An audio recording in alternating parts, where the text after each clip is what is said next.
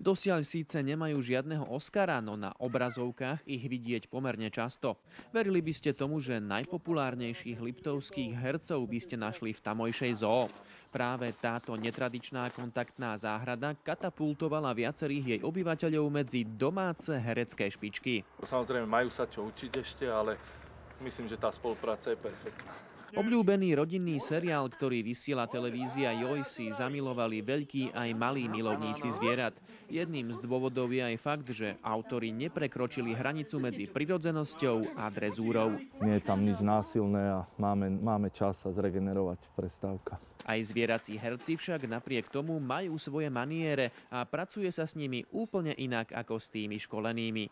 Najväčšie problémy robia tie opakované zábery, lebo dostať to do takého opakovania tej istej scény, tej istej pozície robí niekedy problém u tých pohyblivejších zvieratiek. Keď sme tam my ako ošetrovatelia, ktorých sa o nich staráme dennodenne, tak nám dôverujú v určitom smere. Samozrejme, svetlá, ostré a tak ďalej. Je to trošku pre nich stresujúce, ale dajú sa ukludniť. A samozrejme je to zviera, takže záleží dosť aj na tom, ako sa daný režisér alebo herci k tomu postavia a takisto tam treba robiť nejaké korektúry. Najmenej práce je s plazmy. Tak napríklad tento metrový pitón Hermiona patrí k najvzornejším a najmenej pohyblivým hercom, čo sa už však nedá povedať o rôznych hravých šelmách. Tieto líšky už hrali a ešte by aj mali hrať. Sú to traja bratia, ktorí sa narodili u nás v zoo a sú ako psíci. Liptovská zoo tak začína stále viac lákať nielen svojím konceptom blízkeho kontaktu so zvieratami, ale aj hereckými hviezdami. Najmä deti by ich najradšej nepustili z rúk.